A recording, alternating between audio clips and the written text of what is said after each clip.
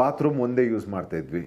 ಅಲ್ಲಿ ನನ್ನ ಹಲ್ಲುಜ್ಜೋ ಪ್ರಶ್ನೆ ಏನಾದ್ರು ಟಾಯ್ಲೆಟ್ ಇಟ್ರೆ ಲಾಸ್ಟ್ಗೆ ಅದನ್ನು ಔಷಧಕ್ಕೆ ಶುರು ಮಾಡಿದೆ. ಸಾಬೂನ್ ಏನಾದ್ರು ಇಲ್ಲಿ ಮಾಡಿ ಏನ್ ಮಾಡ್ತಾರೆ ಅಂತಾನು ಹೇಳಕ್ ಸಾಧ್ಯ ಇಲ್ಲ. ಅವ್ರು ಬೆಡ್ಶೀಟ್ ಎಲ್ಲ ಎಳ್ದಿದ್ ನೋಡಿದಿರಲ್ಲ. ಆಮೇಲೆ ಮಲ್ಗಿರ್ಬೇಕಾದ್ರೆ ವಾಸ್ ಗೀಸ್ ಏನಾದ್ರು ತಲೆಗೆ ಎತ್ತಾಕಿ ನನಗೆ ಆ ಕೆಮ್ಮೆ ಧೈರ್ಯ.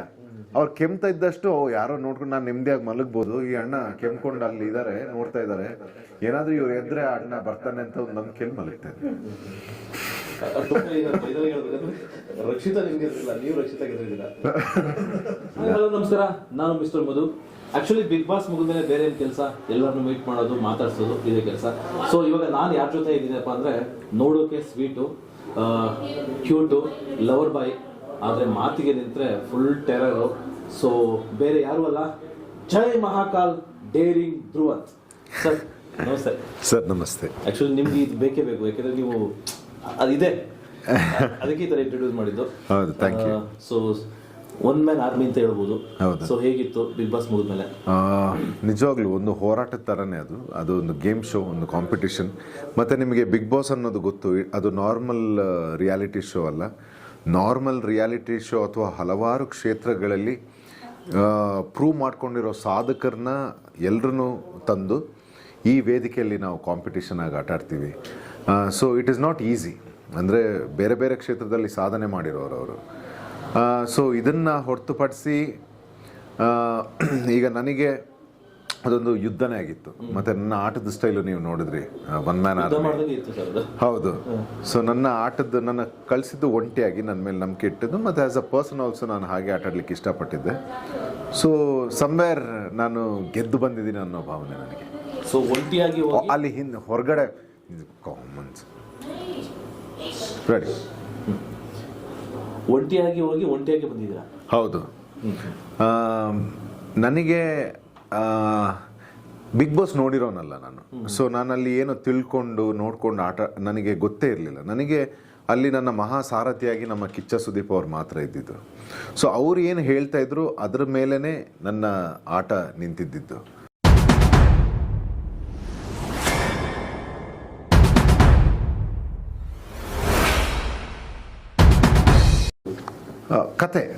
ಕತೆ ಏನು ಕೇಳುತ್ತೆ ಹಾಗೆ. ಕಥೆಯಲ್ಲಿ ತೂಕ ಇದೆ, ಕಥೆಯಲ್ಲಿ ಒಂದು ಮೆಸೇಜ್ ಇದೆ. ಆ ಮೆಸೇಜ್ನ ಕನ್ವೆ ಮಾಡೋಕ್ಕೆ ಯಾವ ಪಾತ್ರ ನಾನು ಮಾಡಬೇಕು, ಆ ಪಾತ್ರ ಯಾವುದು, ಆ ಕಥೆಯಲ್ಲಿರೋ ಆ ವೆಯ್ಟ್ ಒಂದು ಮೆಸೇಜ್ನ ಕೊಡುವಂಥದ್ದು ಪಾತ್ರ, ಅದು ಯಾವುದೇ ಆಗಿರಲಿ, ಭಿಕ್ಷಕನಿಂದ ರಾಜನವರೆಗೆ, ಒಬ್ಬ ಭಿಕ್ಷಕನಿಂದ ರಾಜನವರೆಗೆ ಮಧ್ಯದಲ್ಲಿ ಏನೇ ಬಂದ್ರೂ ಆ ಕತೆ, ಆ ಮೆಸೇಜ್ ಏನು ಒಳ್ಳೆ ಮೆಸೇಜ್ ಜನಗಳಿಗೆ ತಲುಪಬೇಕು, ಅದಕ್ಕೆ ಯಾವ ಪಾತ್ರ ಬೇಕಾದ್ರೂ ಮಾಡ್ತೀನಿ. ಸರ್, ಈಗ ಬಿಗ್ ಬಾಸ್ ಇಂದ ಹೊರಗಡೆ ಬಂದ್ಮೇಲೆ ಯಾರನ್ನಾದ್ರೂ ಮೀಟ್ ಮಾಡೋ ಪ್ರಯತ್ನ ಮಾಡಿದ್ರ?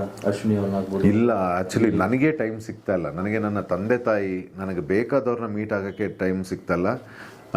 ತುಂಬ ಕಾಲ್ಸ್ಗಳು ಬರ್ತಾ ಇದೆ, ಏನು ನೀನು ಇಷ್ಟು ಬ್ಯುಸಿ ಅಂತ. ಅವ್ರಿಗೆ ಗೊತ್ತಾಗ್ತಾ ಇಲ್ಲ.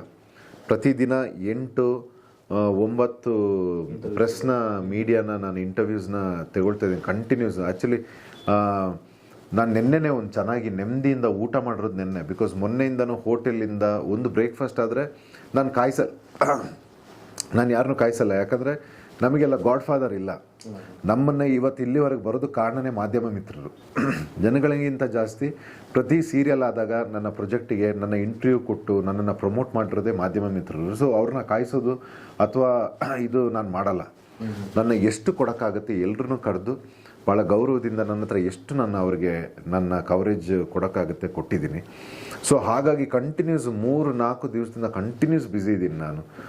ಸೊ ಇನ್ನು ನಾಳೆನೂ ಕೂಡ ಸ್ಕೆಡ್ಯೂಲ್ಡ್ ಅಪ್ ಇದ್ದೀನಿ. ಸೊ ಇನ್ನು ನೆಕ್ಸ್ಟ್ ಇದೆಲ್ಲ ಮುಗಿಸಿ ಆರಾಮವಾಗಿ ನೆಕ್ಸ್ಟ್ ಯಾರು ನಮಗೆ ಫೋನ್ ಬರುತ್ತೆ ಅಥವಾ ನಾವು ಯಾರು ಮಾತಾಡಬೇಕು ಅವ್ರ ಹತ್ರ. ಈ ಲಾಸ್ಟ್ ಮೂಮೆಂಟಲ್ಲಿ ನಿಮ್ಮನ್ನ ಸೀಕ್ರೆಟ್ ರೂಮ್ಗೆ ಹಾಕ್ತಾರೆ. ಸೊ ಆ ಸೀಕ್ರೆಟ್ ರೂಮ್ ಹಾಕೋಕ್ಕಿಂತ ಮುಂಚೆ ನಿಮ್ಮನ್ನ ಎಲ್ಲೋ ಒಂದು ಕಡೆ ಎಲಿಮಿನೇಟ್ ಮಾಡಿಬಿಟ್ರು ಅಂತ ಅಂದ್ಕೊಂಡ್ರೆ, ಅಥವಾ ಇಲ್ಲ ನಿಮಗೇನೋ ಸೀಕ್ರೆಟ್ ರೂಮ್ ಹಾಕ್ತಾರೆ ಅಂತ ಅನಿಸುತ್ತಾ? ನಂದು ಆಟ ಮುಗೀತು ಅಂತ ಅನಿಸುತ್ತೆ. ಮುಗಿದೋಗ್ಬಿಡ್ತು, ಆಟ ಮುಗೀತು ಅಂತ. ಆದರೆ ಅಷ್ಟೇನು ನಾನು ಹೊರಗಡೆ ಹೋಗೋದ್ರಲ್ಲಿ ಅಷ್ಟೇನು ಭಯ ಇಟ್ಕೊಂಡಿರಲಿಲ್ಲ.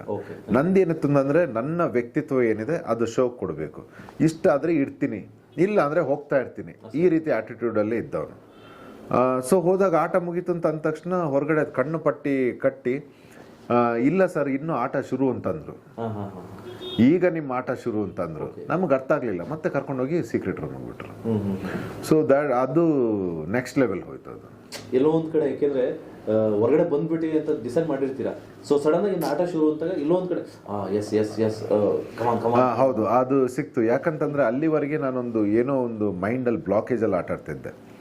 ಸೊ ಅದಕ್ಕೆ ನಾನಾ ಕಾರಣಗಳಿತ್ತು.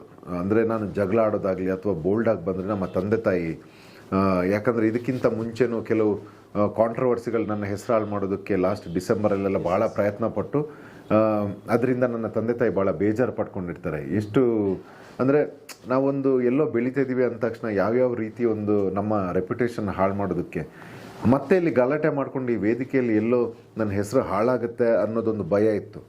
ಯಾವಾಗ ನಮ್ಮ ತಂದೆ ಮತ್ತು ಬಾದ್ಶಾ ಸರ್ ಆಗಲಿ ಅವರು ಇಲ್ಲ ನೀನು ಅಂದ್ಕೊಂಡಿರೋ ಥರ ಹೊರಗಡೆ ಹೋಗ್ತಾ ಇಲ್ಲ, ನೀನು ಚೆನ್ನಾಗಿ ಆಡ್ತಾ ಇದೆಯಾ, ಚೆನ್ನಾಗಿ ಆಡು, ಮತ್ತು ನಮ್ಮ ತಂದೆದು ಆಡಿಯೋ ಬರುತ್ತೆ,